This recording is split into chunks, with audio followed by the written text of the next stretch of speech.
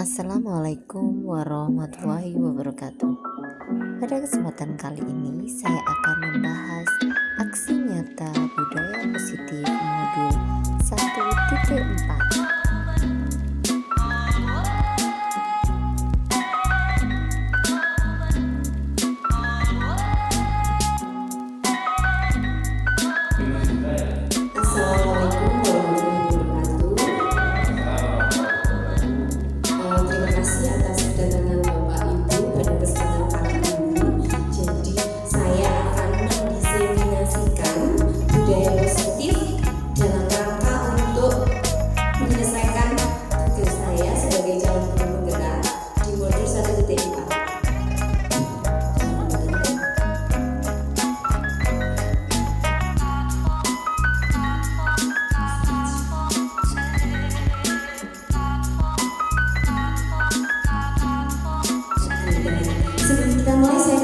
Dulu ya Bapak Ibu ya, nanti bisa dijawab mungkin cakep, oh cantik ya.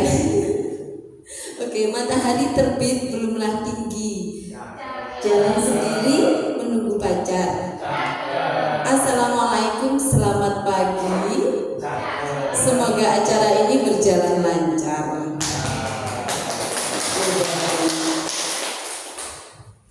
Nah, jadi ini ada pertanyaan pemantik pertama. Nanti Bapak Ibu bisa menjawab, oh saya setuju, oh saya tidak setuju gitu nggih. Jadi hukuman dapat mendisiplinkan anak. Setuju. Oh setuju, baik. Pemberian hukuman dengan hal positif seperti membaca atau membersihkan halaman sekolah dapat meningkatkan disiplin anak. Setuju. Oke baik. Yang ketiga adalah memberi penghargaan dapat meningkatkan motivasi anak. Oh saya setuju. Oke baik. Nanti kita cari jawabannya sambil membahas ya. Jadi di topik di modul ini ada beberapa topik yang akan dipelajari. Yang pertama yaitu disiplin positif dan nilai-nilai kebajikan universal, kemudian teori motivasi, hukuman penghargaan, restitusi, keyakinan kelas, kebutuhan dasar manusia, dunia berkualitas, restitusi 5 posisi kontrol, restitusi segitiga restitusi. Jadi ini kemarin kita itu sempat kaget Bapak Ibu. Jadi yang dipelajari itu banyak sekali modulnya. Jadi membacanya sampai pusing. Soalnya nggak pakai buku, jadi pakainya LMS, pakai ini HP atau laptop. Jadi harus baca modul banyak sekali. Baik, coba Bapak Ibu sekarang saya kasih kertas ya satu-satu. Jadi ini kan bisa berpasangan ya. Oh satu saja. Oke baik, terima kasih. Satu kelompok 2 orang satu kertas saja. Nah, oke berpasangan. Tulis nggak apa-apa, nggak ditulis nggak apa-apa. Baik, salah satu tugasnya adalah menulis sesuatu yang sangat penting bagi Bapak Ibu yang semua orang tidak boleh tahu. Tulis hal yang sangat penting, terserah keinginan Bapak Ibu apa rahasia. Oke, kalau sudah jenengan ini krepes apa ya bahasanya itu diremet. Ya, langsung remet itu juga. Nah, sudah diremet? Sudah, oke baik. Nah, kalau sudah diremet berarti sekarang tugas orang yang satunya adalah merayu. Nah, silakan dirayu. Jenengan genggam dengan kuat karena ini adalah benda yang sangat penting bagi Anda dan sangat berharga. Jadi Anda harus pertahankan dengan segala daya. Nah, teman yang satunya silakan merayu, boleh menyuap, boleh menghardik, mengancam, membujuk. Ayo, saya kasih waktu 5 menit, silakan. Iya. Dirayu. Nanti tidak kasih gaji.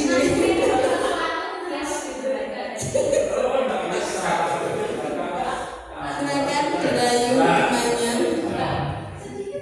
Iya. Oke baik.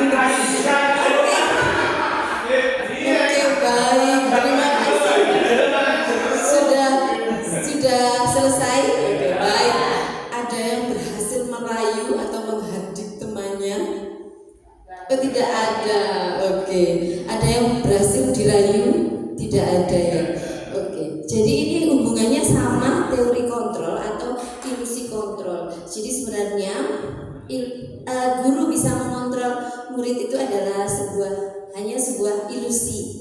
Nah, kemudian kritik dan membuat orang merasa bersalah itu juga dapat menguatkan karakter, itu juga adalah ilusi.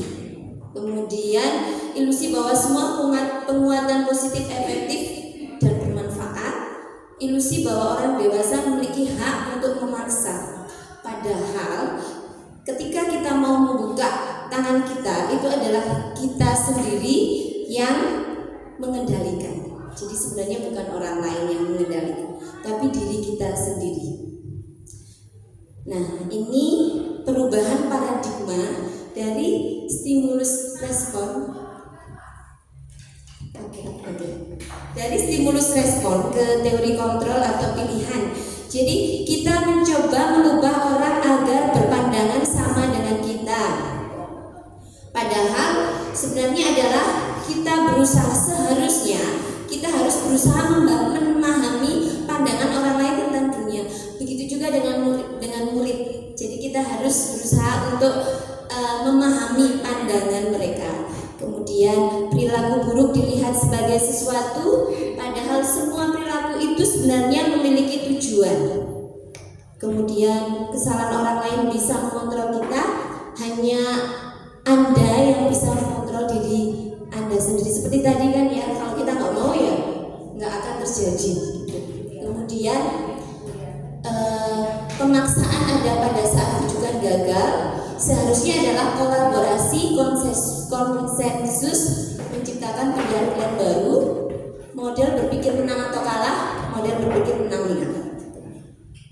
Oke, jadi ini yang dipelajari. Kalau dari yang 6 tadi banyak, sebenarnya bisa dijadikan mind map seperti ini. Nah, disiplin positif, di situ ada teori kontrol. Anda tidak bisa, yang di sini adalah Anda tidak bisa.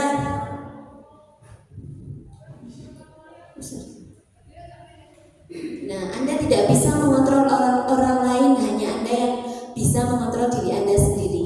Nah, ini adalah makna dari disiplin. Belajar kontrol diri dengan menggali potensi kita agar tercapai tujuan mulia, yaitu menjadi seseorang yang kita inginkan berdasarkan nilai-nilai yang kita hargai. Kemudian yang tidak kalah pentingnya adalah semua perilaku memiliki tujuan. Dalam arti ini adalah teori motivasi. Jadi motivasi itu ada 2. Yang pertama yaitu motivasi ekstrinsik. Ekstrinsik itu berarti dari luar. Nah, jadi untuk apa? Misalnya menghindari hukuman, kemudian mendapatkan imbalan. Nah, ini mereka termotivasi, tapi masih termotivasi ekstrinsik. Seharusnya diri kita sendiri atau sebagai murid itu mereka harus punya motivasi intrinsik, yaitu melakukan sesuatu karena kita menghargai diri sendiri. Nah, kalau sudah seperti itu berarti mereka akan punya keyakinan terhadap nilai-nilai universal. Kemudian ada 5 posisi kontrol kita sebagai guru biasanya. Yang pertama yaitu penghukum, pembuat rasa bersalah, teman, pemantau, dan manajer. Nah, biasanya kalau yang menimbulkan motivasi ekstrinsik itu biasanya kita mengambil posisi kontrol sebagai penghukum atau pembuat rasa bersalah. Nah, untuk mendapatkan imbalan ini biasanya sebagai teman dan pemantau. Sejauh ini diri saya sendiri itu biasanya masih dalam posisi kontrol itu sebagai teman. Jadi kadang anak-anak itu ya apa istilahnya, lama gitu sama saya gitu, nggak ada takut-takutnya gitu ya. Nah, sebenarnya yang idealnya, tapi saya juga masih perlu belajar banyak, adalah posisi kontrol sebagai manajer. Jadi nanti ini bisa menimbulkan motivasi intrinsik dari dalam diri peserta didik. Nah, sebagai posisi kontrol manajer ini nanti diharapkan dapat melakukan segitiga restitusi. Nah, ini adalah menstabilkan identitas, validasi kebutuhan, dan menanyakan keyakinan. Gitu. Kemudian, kenapa sih biasanya anak-anak itu kok nakal gitu ya? Kok kok angel sekali untuk dikasih tahu biasanya gitu. Tentunya kita akan mestinya tanya background atau history dari itu semuanya. Biasanya, oh karena anak broken home, oh berarti ada kebutuhan dasar ini yang tidak terpenuhi dari anak. Jadi misalnya kalau anak itu, loh anak kok mengalahkan temen ya, biasanya kan kita tanya, oh ternyata ibunya tidak tinggal satu rumah, tinggal sama ayahnya saja. Berarti misalnya kurang kasih sayang atau rasa diterima. Jadi itu diharapkan kita juga mampu memahami kebutuhan dasar, tentunya diri sendiri dulu, baru kalau sudah diri sendiri kita harus mampu memenuhi kebutuhan dasar manusia. Oke, jadi ini makna disiplin. Kalau sekarang kita memahami makna disiplin itu adalah sesuatu yang memaksa, menakutkan gitu nggih, Bapak Ibu. Kita harus disiplin berarti kita harus sesuatu sepertinya yang tidak menyenangkan. Tapi pada dasarnya disiplin itu berasal dari bahasa Latin yang artinya adalah belajar. Makna asal dari kata ini berkonotasi dengan disiplin diri dari murid-murid Socrates dan Plato. Disiplin diri membuat orang menggali potensinya menuju sebuah tujuan dan apa yang dihargai. Namun dalam budaya kita, makna kata disiplin telah berubah menjadi sesuatu yang dilakukan seseorang pada orang lain untuk mendapatkan kepatuhan. Nah, atau disiplin dengan ketidaknyamanan, bukan dengan apa yang kita hargai, tapi pencapaian suatu tujuan. Tapi kalau kita bilang anak-anak harus disiplin, itu kan anak-anak konotasinya jadi ini ya, negatif gitu nih. Oke. Nah, ini adalah nilai-nilai kebajikan universal. Jadi ini yang kita kenal di profil pelajar Pancasila itu ada 6 nilai. Ini biasanya hubungannya sama proyek. Jadi proyek itu harus bisa anak-anak mampu mempunyai keyakinan untuk nilai-nilai kebajikan 6 ini. Yang pertama yaitu beriman dan bertakwa kepada Tuhan Yang Maha Esa, berakhlak mulia, kemudian mandiri, bernalar kritis, berkebinekaan global, bergotong royong, dan terakhir adalah kreatif. Jadi ini nilai-nilai dari kebajikan universal yang dipakai dalam profil belajar Pancasila. Nah, kita ulangi lagi untuk teori motivasi perilaku tadi. Nah, ada 2, motivasi eksternal, motivasi internal. Jadi untuk menghindari ketidaknyamanan atau hukuman, jadi mereka melakukan suatu, misalnya, oh saya memakai seragam karena saya nanti takut ditatih, berarti dia masih punya motivasi eksternal. Atau misalnya, saya mau mengerjakan PR dengan lengkap agar nanti dipuji sama guru, nah itu masih motivasi eksternal. Tapi kalau dia memang dari hati, memang itu sudah sadar bahwa itu adalah tujuan baik untuk dirinya, ini nanti sudah menjadi motivasi internal. Nah, ini di guru penggerak itu modul 1 itu kita belajar tentang filosofi pendidikan Ki Hajar Dewantoro, bahwa merdeka itu artinya tidak hanya terlepas dari perintah, akan tetapi juga cakap memerintah diri sendiri. Jadi tidak hanya bebas dari luar, tapi kita harus cakap untuk kita bisa memerintah diri sendiri ke arah hal yang lebih baik gitu. Oke, jadi ini penghargaan. Kadang itu memang penghargaan sangat berguna. Nih, anak-anak terlihat termotivasi untuk penghargaan. Contohnya untuk skor positif, jadi biasanya semangat gitu deh. Tapi kalau misalnya ayo bawakan tasnya Bu Yaya, malah nanyanya gini, saya dapat skor apa enggak Bu gitu. Jadi bersih-bersih, saya dapat skor enggak Bu, jadinya kayak gitu jadinya. Jadi pengaruhnya itu ternyata jangka pendek, kemudian penghargaan, makanya dihukum oleh penghargaan. Penghargaan yang terlalu berlebihan itu nanti jadinya tidak akan membuat motivasi, tapi adalah pengaruhnya negatif. Jadi istilahnya adalah dihukum oleh penghargaan, karena penghargaannya terlalu berlebihan. Kemudian, di sini dihukum oleh penghargaan. Di sini maksudnya adalah penghargaan menurunkan kualitas, penghargaan mematikan kreativitas, penghargaan mengurangi motivasi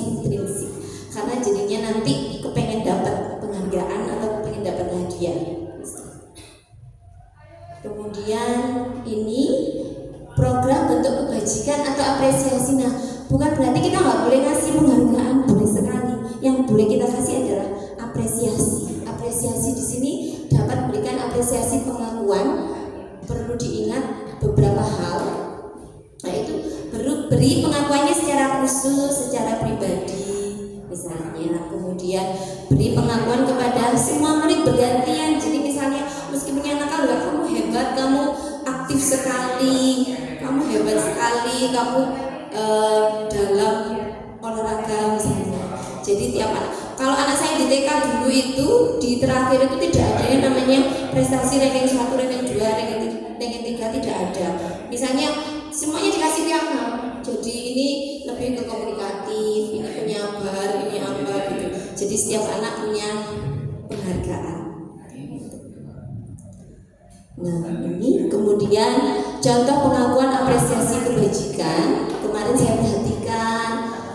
perhatikan kamu pinter sekali, rasa empatimu besar sekali. Berarti ini adalah nilai kebajikan.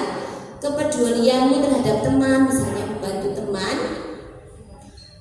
Terima kasih, misalnya rasa tanggung jawabmu pada saat kamu memungut kertas-kertas yang berserakan di lantai. Jadi ini contoh dari pengakuan atau apresiasi kebajikan yang mungkin akan menumbuhkan motivasi intrinsik dalam diri siswa. Oke, saya kasih kertas nih Bapak Ibu, jadi nanti bisa ditulis. Oh, ini merupakan hukuman atau konsekuensi gitu ya.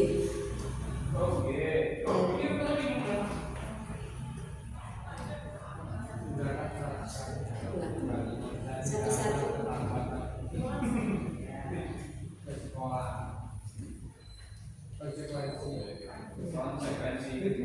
Pak Adi kayaknya sudah. Monggo bisa ditulis atau dibayangkan aja, nggak apa-apa.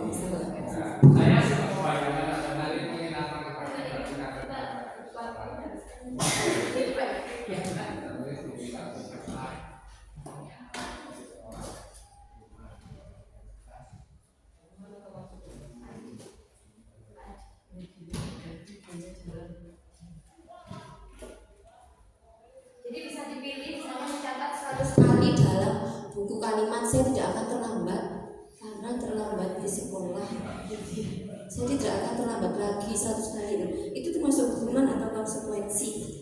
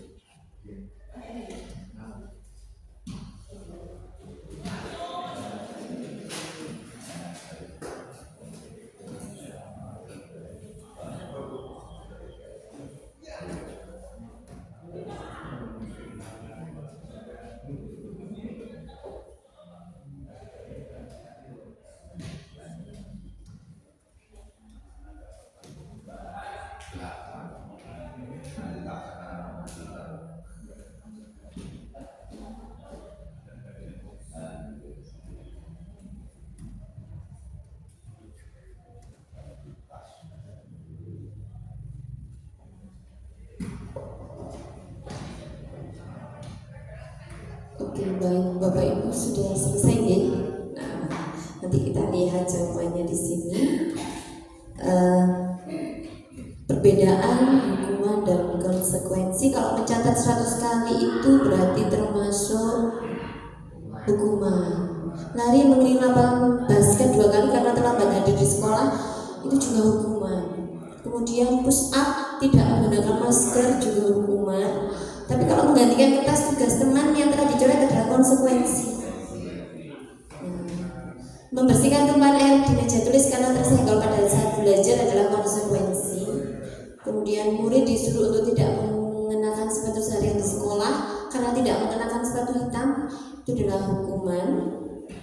Lari mengelilingi lapangan basket 2 kali karena terlambat 10 menit untuk pelajaran PJOK termasuk konsekuensi karena itu masih ada hubungannya sama pembelajaran. Gitu, okay?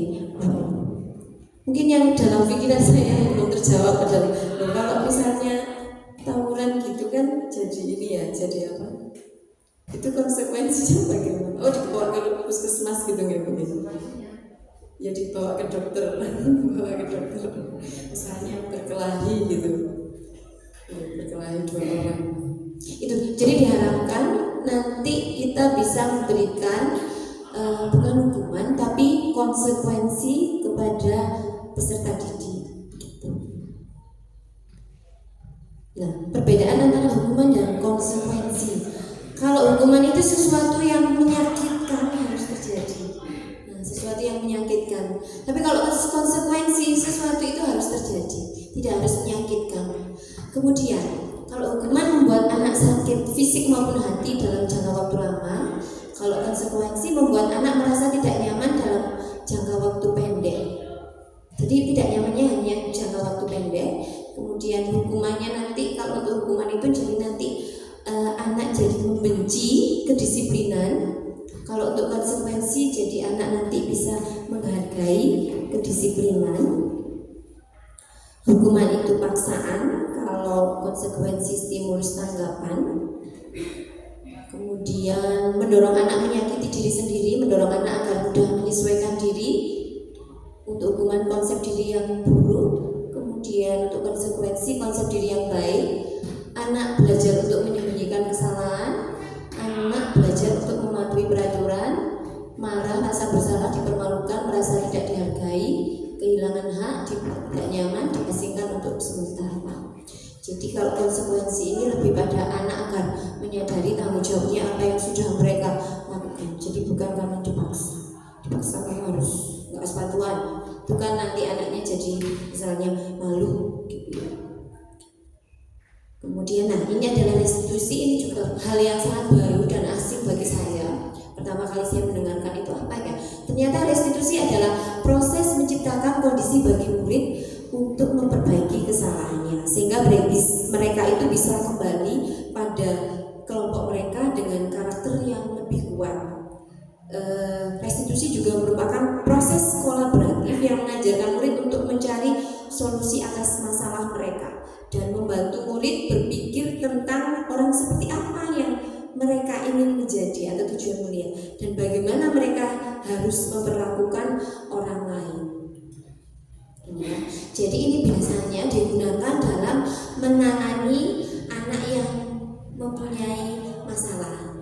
Jadi ada step-stepnya. Kemarin sempat praktek, ya benar ini. Mungkin Pak Surya juga sudah pernah praktek nih sama siswanya membuat skenario. Nah ini identitas gagal ini karena ada hukuman. Jadi sebenarnya ada hukuman. Kalau tadi kita belajar hukuman, konsekuensi, dan ada lagi yang lebih tinggi yaitu restitusi. Kalau hukuman itu sesuatu yang menyakitkan harus terjadi. Kalau konsekuensi sesuatu harus terjadi. Kalau restitusi merupakan pilihan. Tadi tidak nyaman. Kalau restitusi adalah menguatkan untuk murid atau anak dalam jangka panjang. Kalau hukuman korban mendapatkan keadilan, korban ini bisa diabaikan. Kalau korban ini mendapatkan ganti, kalau restitusi itu, jadi korbannya itu tidak tidak diabaikan, tapi korbannya nanti mendapatkan ganti. Murid akan tersakiti, murid tidak nyaman. Nah, kalau restitusi adalah murid mendapat penguatan. Perilaku pasif agresif meningkat, penguatan hanya bertahan dalam jangka waktu pendek, masalah terpecahkan. Kemudian hanya berlaku pada sebuah institusi, tidak berlanjut pada kehidupan nyata. Kalau restitusi adalah fokus pada pemecahan masalah pada jangka waktu panjang. Nah, kalau hukuman itu peraturannya adalah kamu harus secara lisannya. Kalau konsekuensi yaitu apa peraturannya, mampukah kamu melakukannya, terima kasih. Tapi kalau restitusi kita ngobrolnya kan adalah apa sih yang kamu yakini, apa yang bisa kamu lakukan untuk memperbaiki masalah. Jadi restitusi lebih pada kita mencari solusi bersama dengan peserta didik.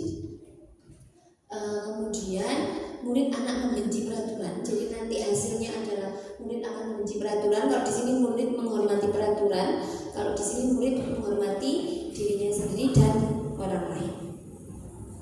Nah, ciri-ciri restitusi bukan untuk menebus kesalahan, namun untuk belajar dari kesalahan, memperbaiki hubungan juga. Tawaran, ini merupakan tawaran, jadi bukan paksaan. Restitusi menuntun untuk melihat ke dalam diri. Restitusi mencari kebutuhan dasar yang mendasari tindakan. Restitusi diri adalah cara yang paling baik. Restitusi fokus pada karakter, bukan tindakan. Restitusi fokus pada solusi. Restitusi mengembalikan murid yang berbuat salah pada kelompoknya. Kemudian kita ke keyakinan kelas. Mengapa tidak peraturan saja? Mengapa harus namanya keyakinan? Jadi contohnya ini, mengapa kita memiliki peraturan harus menggunakan helm bila mengendarai kendaraan roda 2? Mengapa harus ada 3M yang zaman pandemi dulu? Mengapa harus memiliki peraturan harus datang tepat waktu? Untuk mendukung, jadi ini adalah untuk mendukung motivasi intrinsik kembali pada nilai-nilai atau keyakinan-keyakinan.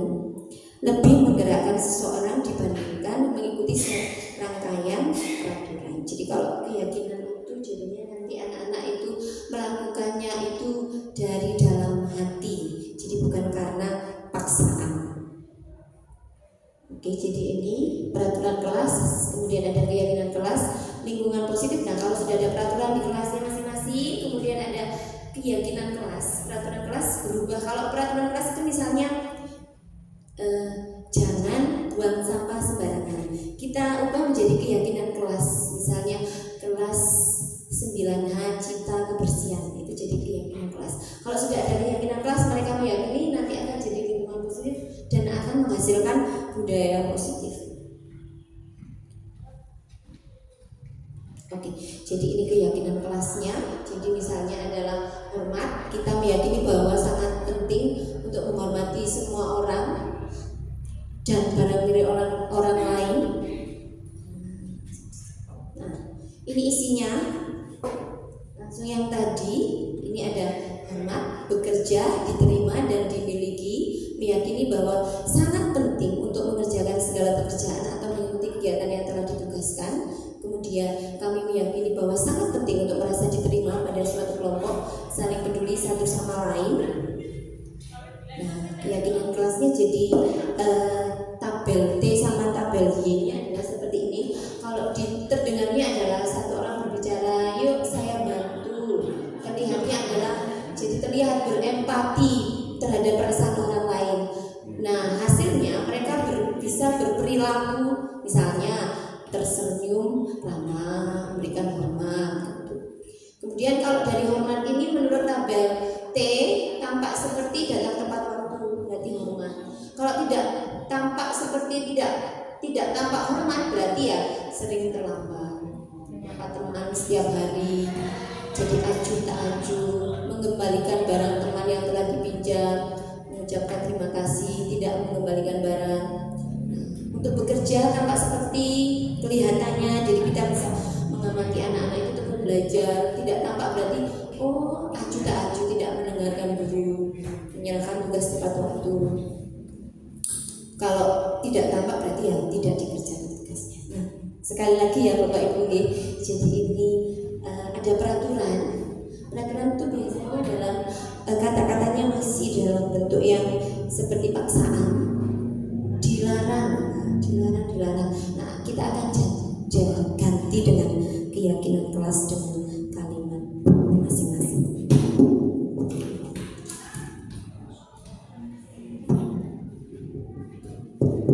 Bisa dituliskan.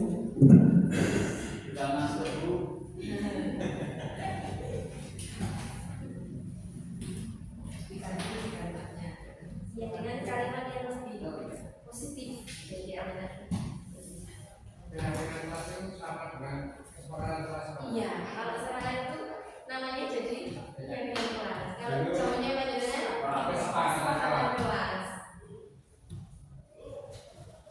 Karena kayak misal edit tadi. Peraturan yang ada sendiri. Iya. Silakan. Iya,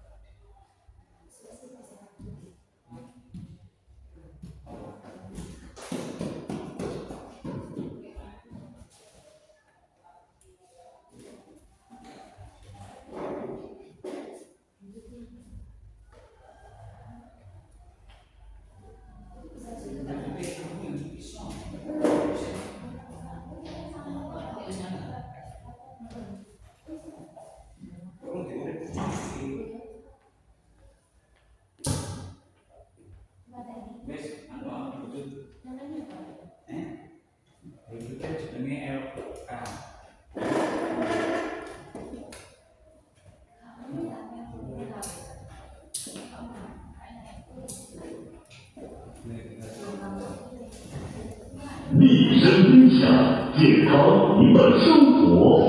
Pas itu Pak. Pas. Pas zaman iya.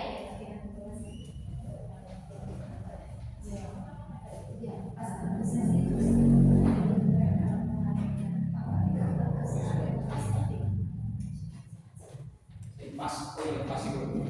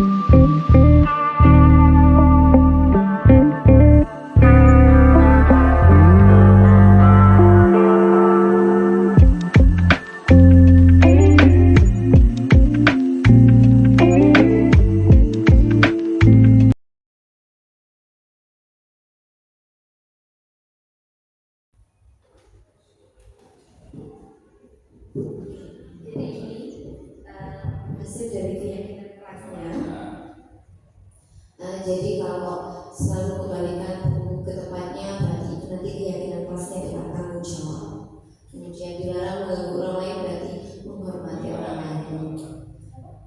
Kemudian kalau hadir tepat itu berarti menghormati orang lain atau berkomitmen. Kemudian dilarang melakukan kekerasan, berarti untuk keselamatan dan menghormati orang lain. Dilarang menggunakan narkoba, itu termasuk keyakinan kelasnya, termasuk kesehatan. Menghormati orang lain, bersabar, bergantian atau nunggu giliran itu menghormati orang lain atau bersabar. Kemudian gunakan masker itu untuk kesehatan dan keselamatan. Kemudian jangan berlari di kelas atau koridor, itu termasuk keselamatan atau keamanan. Oke, Bapak Ibu sekalian, terima kasih. Kemudian kebutuhan dasar manusia dunia berkualitas. Nah, ini adalah kebutuhan dasar kita sebagai manusia. Yang pertama adalah bertahan hidup, berarti kita bisa memenuhinya dengan makan, minum, istirahat, lainnya. Kemudian rasa sayang dan rasa diterima, nah itu juga kebutuhan dasar manusia. Kemudian penguasaan, kesenangan, kebebasan. Penguasaan ini biasanya adalah kebutuhan untuk dapat menyelesaikan sesuatu. Kemudian kalau kesenangan ini ya mereka masih senang, misalnya anak-anak kayak kita lihat kelas 1. Jadi saat kita lihat anak kelas 1 itu masih lari-larian, masih bercanda sama temennya, sana kemari. Nah, mereka ini masih membutuhkan kebutuhan dasarnya adalah kesenangan yang belum terpenuhi. Jadi sebagai seorang pendidik, seharusnya kita bisa mengetahui kebutuhan dasar mereka dan memberikan treatment dari kebutuhan dasar tersebut. Kemudian posisi kontrol, kita kembali lagi ke yang tadi. Jadi ada yang pertama adalah penghukum. Penghukum ini biasanya guru berbuatnya dalam hadir, menunjuk, menyakiti. Kemudian kata-katanya adalah kalau kamu tidak melakukan, awas ya, rasa yo. Biasanya penghukum. Hasilnya adalah memberontak dan menyalahkan orang lain, bisa berbohong. Kemudian kaitannya dengan dunia berkualitas, murid meletakkan guru di luar dunia berkualitas. Dunia berkualitas itu adalah dunia imajinasi yang indah bagi anak. Jadi kalau guru yang hukum, jadi nanti tidak di dalam dunia impian anak-anak. Okay? Kemudian murid berkata nanti biarkan saja, nanti juga marah lagi. Dampaknya adalah mengulangi kesalahan.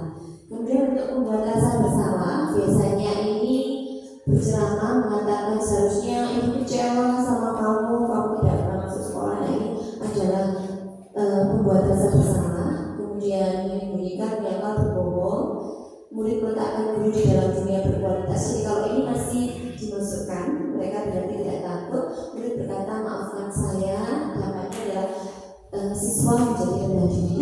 Kemudian teman membuatkan alasan-alasan untuk muridnya. Ini kalau teman ini kita seperti teman sama anak. Jadi ayolah lakukan demi itu, nanti ibu dimarahi bapak kepala sekolah, misalnya bilang seperti itu ke murid. Masa kamu tidak mau? Ingat tidak, ibu pernah bantu. Jadinya nanti anaknya ketergantungan. Murid meletakkan guru sebagai orang yang sangat penting di dunia berkualitas. Saya pikir ibu, bapak, teman saya ternyata begitu. Jadi nanti ketika gurunya sudah tidak bisa jadi teman lagi, nanti jadi ketergantungan. Ternyata guru begitu. Lemah jadinya mereka di rumah tidak mandiri dan tergantung. Kemudian untuk memantau, menghitung, mengukur. Jadi ini lebih kata-kata itu lebih pada datar. Jadi tidak seperti teman tadi, menyesuaikan diri bila diawasi. Murid meletakkan guru peraturan dan hukum di dunia berkualitas. Berapa banyak bukan yang saya harus kolek, berapa halaman yang harus saya tulis, menitik beratkan pada sanksi atau hadiah untuk dirinya. Nah, yang lebih penting adalah yang lebih penting adalah manajer.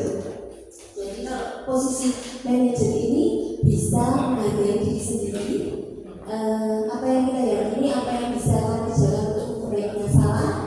Nah, ini yang bagus.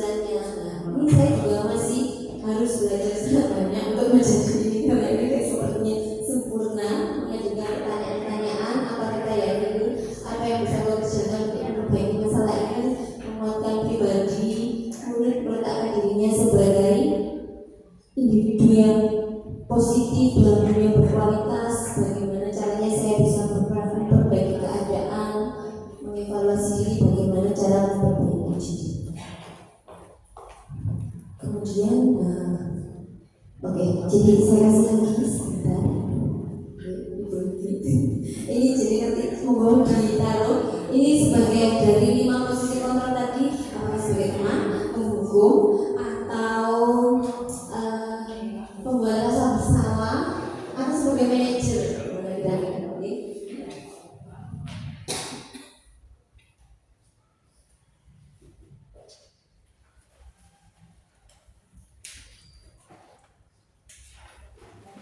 Jadi silakan dipilih dengan siapa yang mengatakan? Iya. Nah, seperti ini dia. Oh, dia sebagai teman. Saya cemas sekali dengan kamu. Ini pembuat rasa bersama.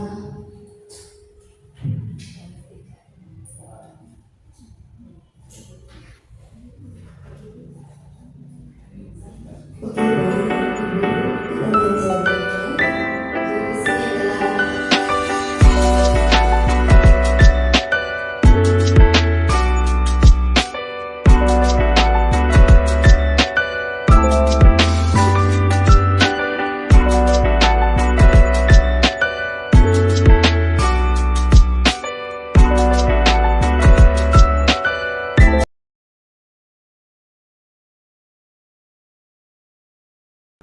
saya kecewa sekali. Berarti biasanya adalah membuat orang merasa bersalah. Kamu tidak pernah benar melakukannya. Ini sebagai penghukum. Ayolah lakukan demi ibu. Itu sebagai teman. Apakah kamu mau mendapatkan stiker bintang hari ini pemantau? Bagaimana kamu bisa menyelesaikan masalah ini, manajer? Kalau kamu selalu yang paling terakhir di penghukum. Ya. Kemudian berbeda antara peraturan pemantau, konsekuensi atau hadiah, nilai-nilai manajer memperbaiki. Jadi kalau ini peraturan sebagai pemantau, bunyinya peraturan, bunyinya sebagai pemantau, konsekuensi atau hadiah. Kalau keyakinan, nilai-nilai kebajikan sebagai manajer mampu memperbaiki. Kalau kamu tidak, saya akan ini penghukum. Apa yang kamu yakini? Bagaimana memperbaiki masalah ini? Nah, ini sebagai manajer. Nah, ini segitiga diskusi untuk menyelesaikan masalah siswa. Jadi yang pertama itu tidak langsung kamu salah ya, kamu ini ya, nakal ya. Tidak langsung seperti itu, tapi bisa dikasih validasi, menstabilkan identitas terlebih dahulu. Jadi bisa dipakai kata-kata sebenarnya menguatkan, tapi kita bisa menggunakan kata-kata setiap orang pasti melakukan kesalahan. Saya juga pernah melakukan kesalahan gitu. Kemudian yang kedua adalah validasi kebutuhan yang kamu tentu punya alasan mengapa kamu melakukan itu. Kemudian menanyakan keyakinan adalah nilai-nilai apa yang telah kita sepakati. Nah, itu menanyakan keyakinan. Kalau sudah dibuat keyakinan pasti. Kemudian untuk menstabilkan identitas, contoh kata-katanya adalah ini. Jadi bermasalah itu wajar. Jadi kayak basa-basinya dulu dalam menghadapi siswa. Ketika kita ada siswa yang nakal, jadi tidak langsung dijudge, tapi kita pakai menstabilkan identitas terlebih dahulu. Bapak Ibu juga pernah buat salah, jadi mereka tidak langsung down. Kemudian dalam validasi kebutuhan, kamu bisa saja jika melakukan hal yang lebih buruk, tapi kamu tidak melakukannya. Kamu mesti punya alasan mengapa melakukannya. Yang terakhir adalah menanyakan keyakinan. Jadi nilai apa yang kalian percaya di kelas atau di sekolah, nilai-nilai universal apa yang telah kita sepakati, kelas yang ideal itu seperti apa sih? Itu banyak anak. Berikut ini adalah contoh dari segitiga restitusi yang sudah saya implementasikan kepada murid saya di kelas. Kebetulan di sini saya mempunyai seorang murid yang kedapatan memainkan HP saat pembelajaran IPA. Oleh karena itu, sesuai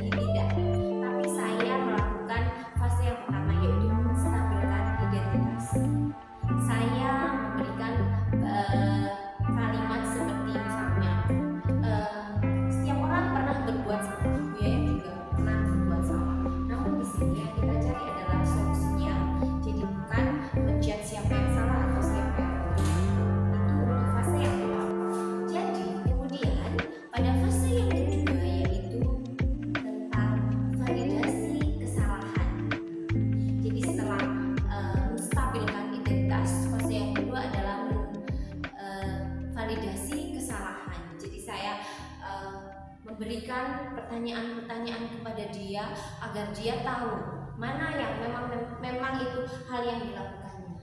Jadi hal yang dilakukannya adalah misalnya adalah bermain HP. Jadi di situ dia bermain HP. Kemudian saya tanya, mana sih kebutuhan apa sih yang kira-kira dia masih kurang? Jadi di situ saya bisa menganalisis bahwa dia ada kebutuhan untuk rasa kesenangan. Jadi dia masih ada rasa ingin bermain-main. Jadi rasa kesenangan dari dia itu kurang. Oleh karena itu saya tanya kembali, apa sih yang salah dari apa yang sudah dilakukannya? Yaitu dia bermain HP, tapi pada waktu di pembelajaran. Jadi sedang kegiatan belajar mengajar tanpa izin guru, dia sudah bermain. Kemudian yang berikutnya adalah bagian dari garis diskusi yang kita adalah menanyakan keyakinan. Jadi saya menanyakan kembali, keyakinan apa sih yang sudah kita sepakati pada waktu kita membuat keyakinan kelas? Apakah sesuai dengan keyakinan yang sudah kita buat di kelas? Saya tanyakan lagi kepada dia dan ternyata dia menjawabnya adalah tidak. Keyakinan apa yang sudah dilanggar oleh dia, yaitu komitmen. Dia adalah tidak berkomitmen untuk melaksanakan pembelajaran dengan tertib, kemudian tidak menghargai. Nah, pada fase tersebut saya juga mengajak dia untuk membantu dia untuk mencari solusi. Kira-kira bagaimana solusinya agar dia dapat memberikan solusi pada masalah yang sedang dia alami. Dan dia memberikan solusi bahwa dia akan menggunakan HP ketika nanti waktunya ada di rumah. Jadi tidak menggunakan HP ketika waktu pembelajaran. Jadi akan menggunakan HP tersebut ketika waktu di rumah. Nah, jadi dari kebutuhan yang dia belum penuhi, yaitu rasa senang atau kesenangan, dia dapat mencari solusi dari masalah tersebut. Kemudian adalah masalah dengan menghormati. Apa yang harus dia lakukan? Berarti dia sudah melakukan hal ini, dia sudah melakukannya itu dengan meminta maaf kepada guru yang bersangkutan dan berjanji tidak akan.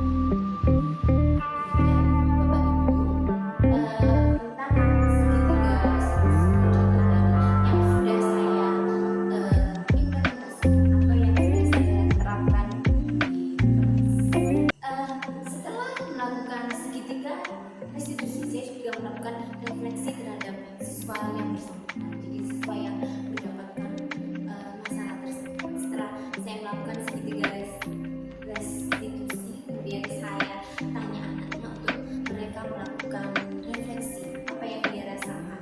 Yang dia rasakan adalah dia dapat memahami bahwa yang dilakukannya salah. Dia dapat menyadari dari hati.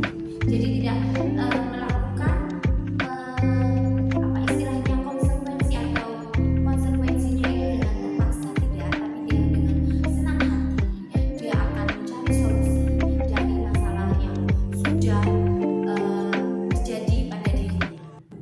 Oke. Nah, jadi kesimpulannya dari kegiatan ini adalah budaya positif itu menciptakan suasana pembelajaran yang aman, nyaman, dan menyenangkan. Untuk mewujudkannya perlu ada disiplin positif di sekolah.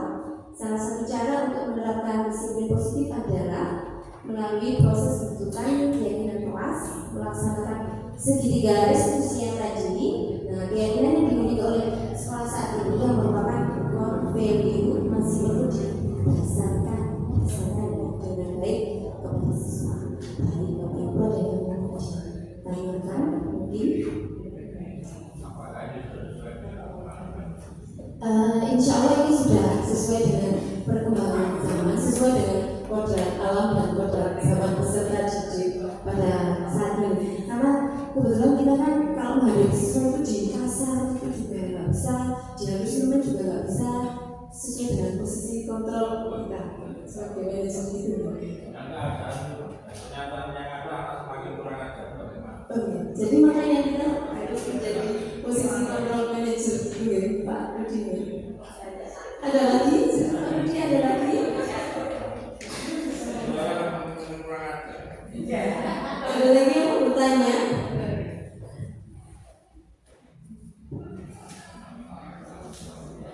Ya boleh. Terima kasih.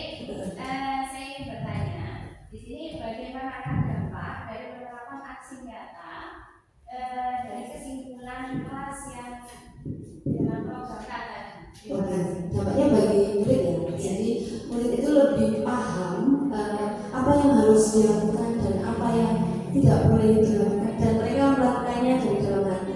Misalnya kita belajar tentang konsekuensi. Kalau misal harus latihan, nggak mau latihan misalnya, maunya buang sampah. Ketika mereka teringat misal langsung berdiri buang sampah itu dari dalam hati. Terima kasih. Baik, Bapak Ibu, saya rasa itu. Ada lagi mungkin tambahan? Tidak ada, kalau tidak ada, terima kasih banyak atas waktu luangnya yang sudah diluangkan kepada saya. Semoga bisa bermanfaat dan mohon maaf ini bukan bermaksud untuk saya begitu ya Bapak Ibu semuanya. Terima kasih. Wassalamualaikum warahmatullahi wabarakatuh.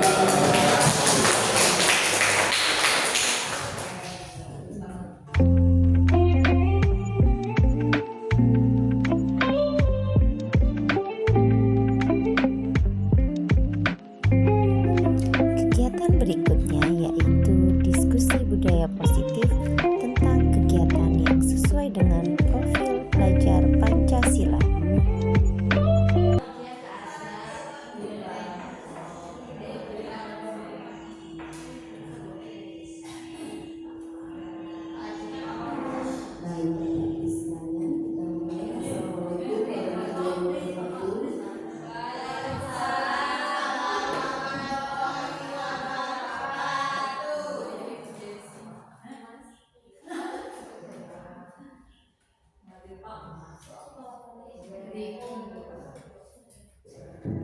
Oke, ibu-ibu yang cantik-cantik, hari ini kita akan bahas apa saja yang dilakukan untuk minimal 1 minggu depan.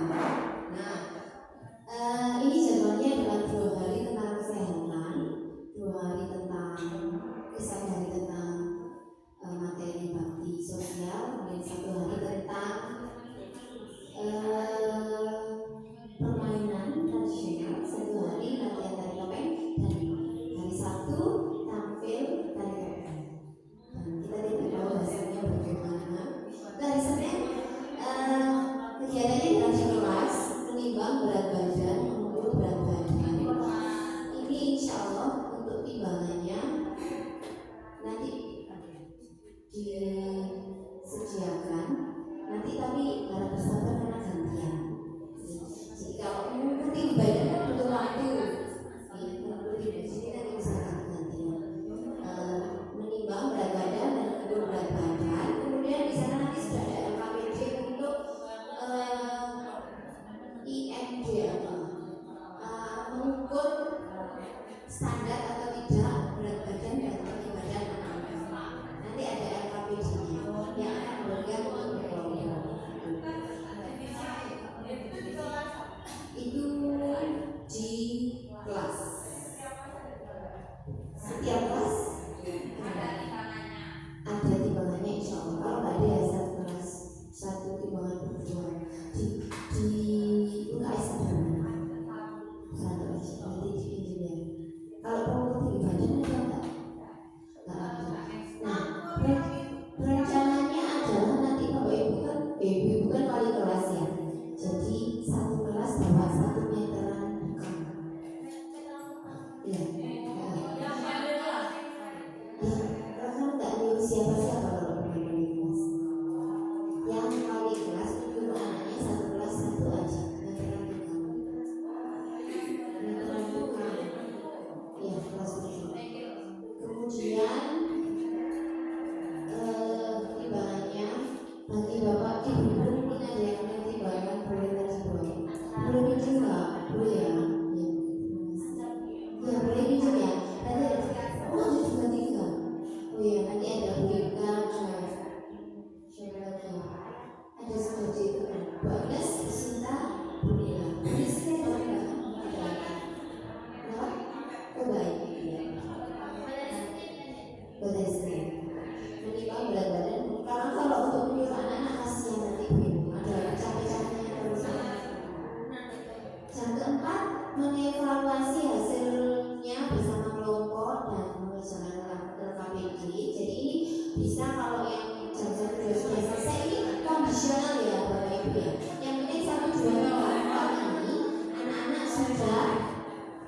menimbang, sudah mengevaluasi dan sudah istilahnya kayak bisnis kelompok. Sharing apakah karena ini tentang meskipun agak privacy karena berhubungan dengan berat badan. Tapi ya nggak apa-apa. Kemudian jam 5.06 materi dari puskesmas, tapi sampai sekarang belum ada jawaban karena nanti kita kasih kegiatan plan B kalau nanti tidak ada. Kemudian jam 7.08 mengerjakan ada soal-soal tentang kesehatan. Kalau ini dibutuhkan HP, jadi nanti anak bawa HP saat kelompok saya. Pakai seragamnya adalah seragam pada hari Senin karena tidak ada aktivitas fisik.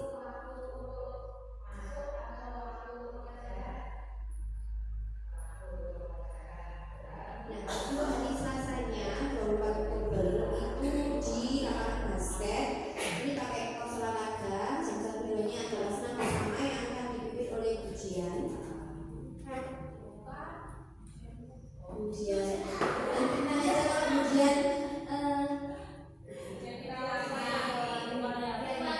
dia riwayati akan siap dijadikan ujian mereka.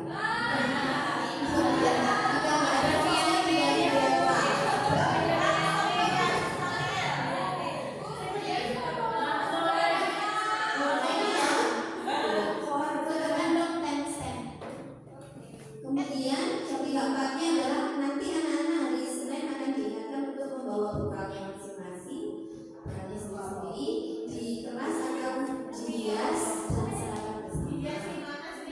Ya terserah mereka dihias dikasih kayak hiasnya di sekolah.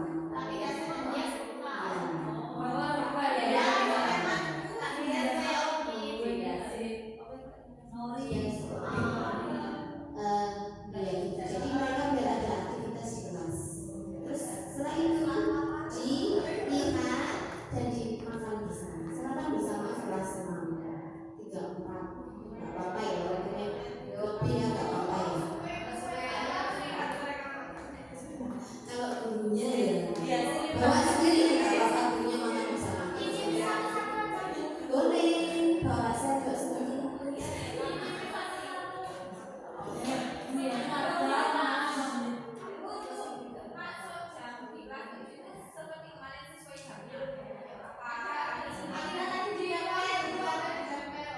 Sesuai ada jamnya. Pulangnya enggak?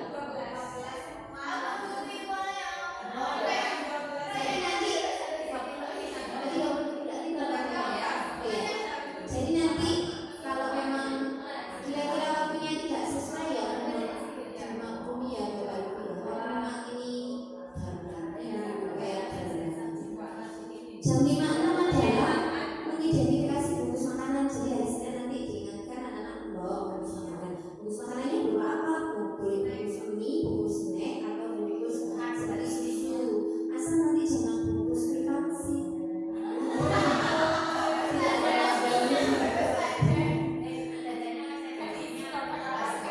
Kosongan nggak apa-apa. Kalau masih ada di sini nggak apa-apa, biar dimakan sekalian. Kan kalau nggak ada biasanya ini kayak belajar bahasa Inggris kalau nggak ada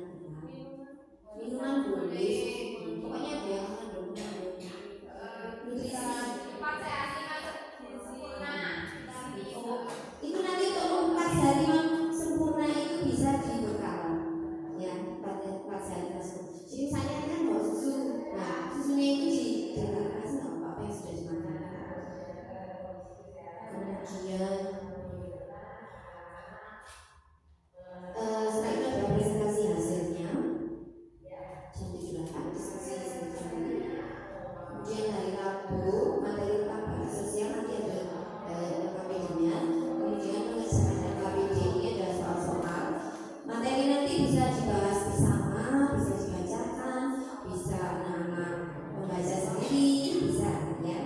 Kemudian melaksanakan KPD bakti sosial. 5-6 ini hanya merencanakan kegiatan bakti sosial. Kita untuk prakteknya belum melaksanakan karena butuh waktu, biaya dan bakti sosial.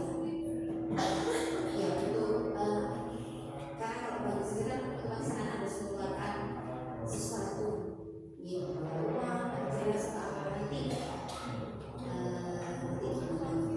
Jadi anak-anak gak apa-apa gitu caranya aja, karena nanti bisa kapan dilaksanakan.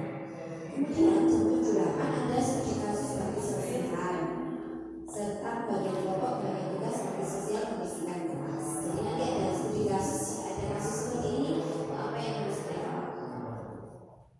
Kemudian hari Kamis mengenal permainan tradisional Gobak Sodron.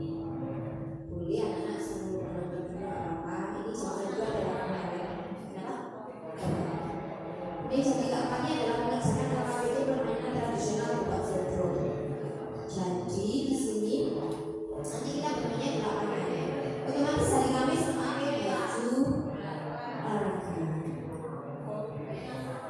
Kemudian waktu ini juga butuh HP karena dia harus video pada saat bermain.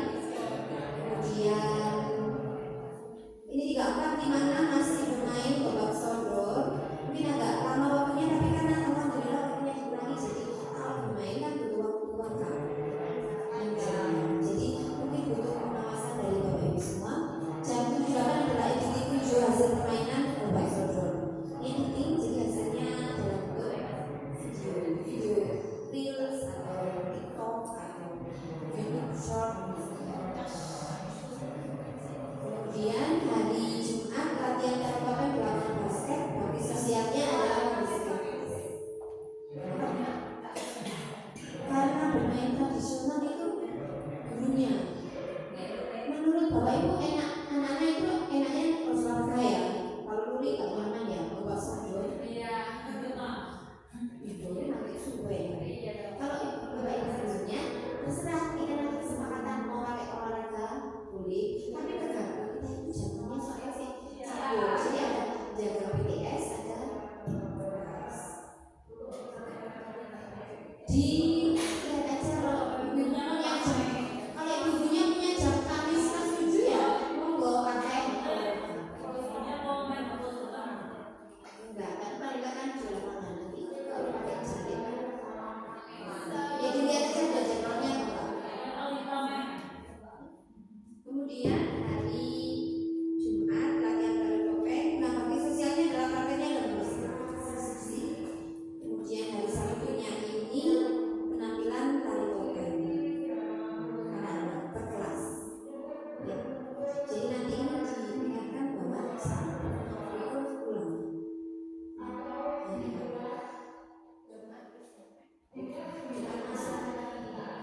Masuk terus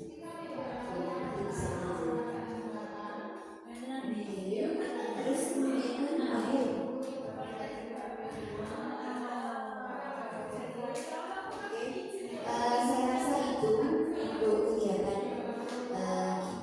Nah kegunaan ini adalah karena ini saya juga jaga BTS, semuanya jaga BTS ya, saya jaga, saya juga jaga. Nanti prakteknya waktu ada misalnya puskesmas pas saya jaga, terus ada Gobak Sodron kan yang outdoor hanya puskesmas dan Gobak Sodron. Kalau yang lainnya kan di kelas sama Gobak Sodron. Kalau di kelas kan butuh, jadi nanti butuh bantuannya dari semua kan nanti kayak tiba-tiba wah saya tak jalan di Ojo itu juga bisa ya apa ya, nanti biar bisa semuanya berjalan dengan lancar. Ada yang mau ditanyakan?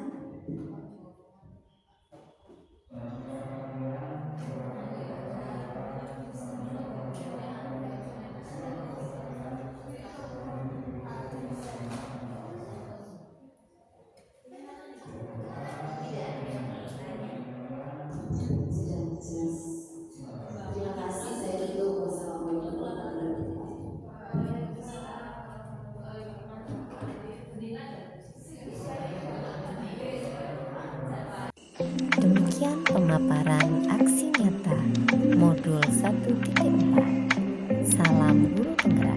Assalamualaikum warahmatullahi wabarakatuh.